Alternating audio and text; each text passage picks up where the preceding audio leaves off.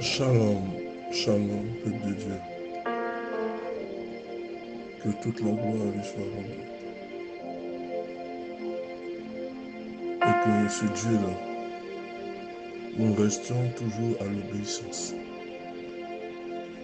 Parce qu'il n'a pas encore fini de nous bénir. Puisqu'il renouvelle les bénédictions chaque matin.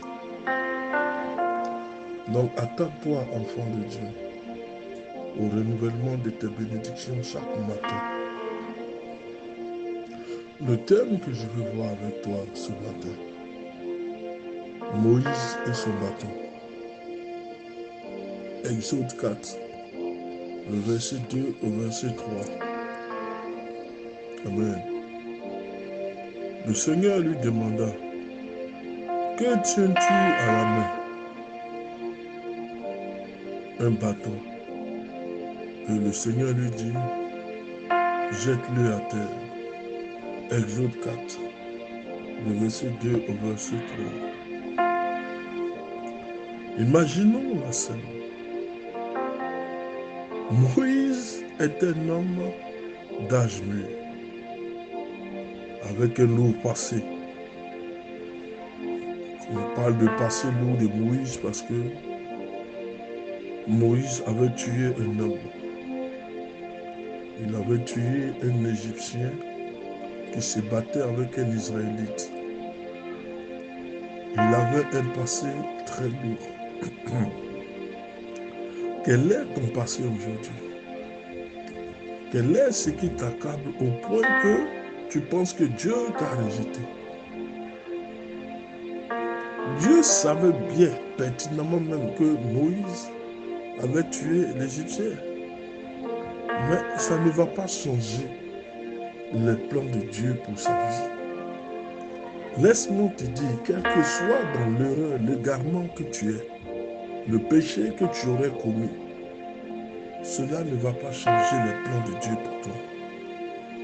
Une fois qu'il t'a établi, laisse-moi te dire que personne, ni aucune circonstance ne peut dévoyer la bénédiction de Dieu pour ta vie. Moïse avait un lourd passé. Il a tué un homme.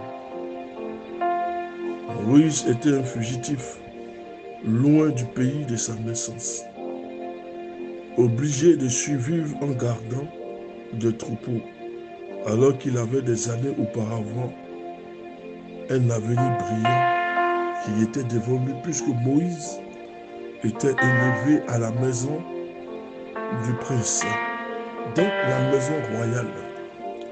Lui-même était prince. Il avait vraiment un avenir radieux.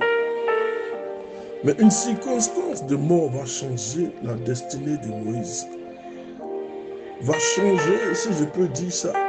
Parce que de prince, l'avenir qui lui était réservé, Moïse se trouve à faire paître du troupeau dans le désert. Parce qu'il avait tué l'Égyptien. Il avait un passé vraiment lourd. Lui qui était commis à un avenir brillant, il se retrouve quelque part dans une contrée semi-désertique, loin d'imaginer une rencontre soudaine avec le Dieu de ses ancêtres, qui plus est au travers du buisson ardent. Mais Dieu aime surprendre. Une fois la surprise passée, parce que Moïse, c'est vrai qu'il a tué un homme, il avait un passé lourd.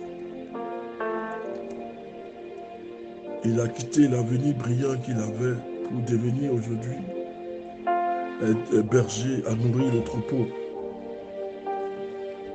Donc on dirait que Moïse, dans cette situation, pendant 40 ans où il était dans le désert à faire paître le troupeau, Moïse était sous une forme de châtiment. Mais l'Éternel ne laissera pas Moïse sous le châtiment. Dieu aime quand ses enfants reviennent à lui. Moïse, dans cette situation, va recevoir la visite surprise du Seigneur dans le buisson ardent. l'Éternel va se mettre à parler à Moïse. Dieu aime surprendre. Et une fois que la surprise est passée, il y a un dialogue qui va s'en suivre entre Moïse et le Créateur de l'univers, le Dieu Tout-Puissant, qui va tenter de convaincre le berger récalcitrant qu'il a un plan pour se servir de lui afin de libérer le peuple hébreu. N'est-ce pas lui qui a un passé lourd? Dieu veut s'en servir encore. Et toi, qu'est-ce qu'il y a? Qu'est-ce qui a provoqué ton passé? Tu as été prostituée, tu as été sorcier, tu as été voleur, braqueur. Ça ne va pas empêcher l'Éternel de te réutiliser encore une deuxième fois. Dieu donne chance sur chance. C'est à nous de la saisir. Moïse pensait que sa destinée était finie. Il pensait qu'il était recherché, certes. Mais l'Éternel va venir utiliser Moïse encore dans sa situation, sa dépression, son isolement, sa vie dans le désert. Avant d'être élevé, frère, tu dois passer par des moments d'épreuve et des moments d'humiliation, des moments d'endurance, au point que tu penseras à un moment donné, Seigneur, tu m'as abandonné. Mais Dieu revient encore vers Moïse. Dieu n'en a pas encore fini avec toi. C'est vrai que tu as commis un péché, tu as commis un acte. Mais le Seigneur n'en a pas encore fini avec toi. Il fallait maintenant convaincre Moïse de retourner encore en Égypte, là où les gens te cherchent. Les gens cherchent à te tuer, à t'humilier. C'est dans cet endroit que Dieu va t'élever. Moïse doit retourner en Égypte pour libérer totalement le peuple. Il avait libéré un Égyptien, un Hébreu. Mais cette fois-ci, il doit libérer totalement le peuple. Telle était la mission, le plan que le Seigneur devait lui assigner. Et Moïse est resté un peu récalcitrant. Moïse n'est pas facile à convaincre. Est-ce que nous-mêmes le sommes-nous lorsque le Seigneur nous appelle à accomplir une tâche spécifique? Tous les arguments divins semblent échouer. Moïse n'est pas vraiment tenté de jouer le jeu. Parce que Moïse avait peur de retourner. Tout ce que l'Éternel lui disait de faire, Moïse refusait. Parce qu'il avait peur pour sa vie. Il se rappelle encore de son péché après 40 ans. Il a multiplié blocage sur blocage. Au point que Dieu était obligé de lui adjoindre son frère Aaron. Moïse, aux dernières minutes, disait qu'il était quelqu'un qui est en train de bégayer. Alors l'Éternel lui a adjoint son frère Aaron. Parce que Moïse n'est pas homme berger à accomplir facilement le plan de Dieu. Il a mis beaucoup de la réticence. Parce que Moïse pensait encore à son passé, à l'acte qu'il avait commis. Alors Dieu pose la question à Moïse. Une question apparemment sans rapport avec la discussion. Dieu pose la question. Que tiens-tu dans la main? On se serait décontenacé parce que la question n'avait rien à voir avec le débat. Mais Moïse répond un bâton. Un bâton, probablement en se demandant ce que cela signifie. Pourquoi Dieu veut savoir ce qu'il y a dans la main de Moïse alors que l'aspect même est visible. Et Moïse dit alors, je tiens un bâton. Il n'a pas été facile de convaincre Moïse d'accepter la mission. Dieu a une mission grande pour toi. Tu es là, tu te lamentes, tu pleures.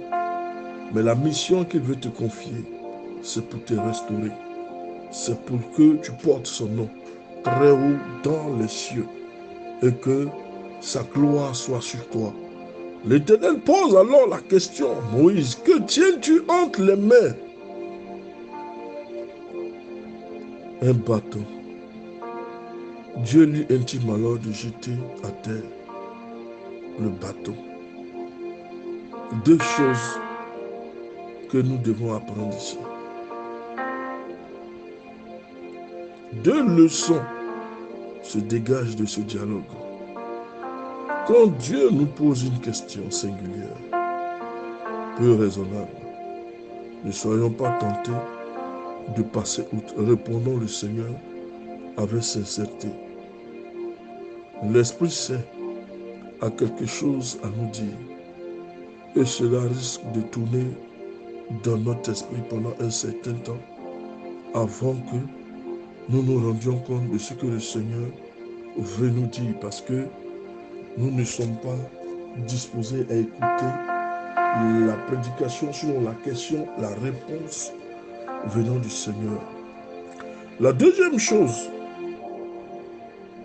ce que nous avons entre les mains peut devenir entre les mains du Dieu, les mains du Seigneur. Ce bâton de Moïse peut être transformé en une bénédiction pour les autres. Et nous avons vu, durant le cours de la délivrance du peuple d'Israël, ce bâton a été un instrument de puissance, un lien entre le Seigneur et Moïse dans la bataille d'Amalécite. Lorsque Moïse tenait le bâton levé, Israël était vainqueur. Mais lorsque le bâton descendait, Amalek était vainqueur. Ce bâton est une transmission de la puissance de Dieu. Elle était moyen de destruction massive. Elle a mis à genoux toute une nation. Le simple bâton qui était entre les mains de Moïse est devenu une puissance pour la gloire de Dieu.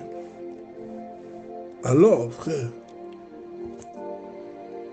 nous devons accepter de jeter par terre afin que le Seigneur puisse l'utiliser pour sa gloire.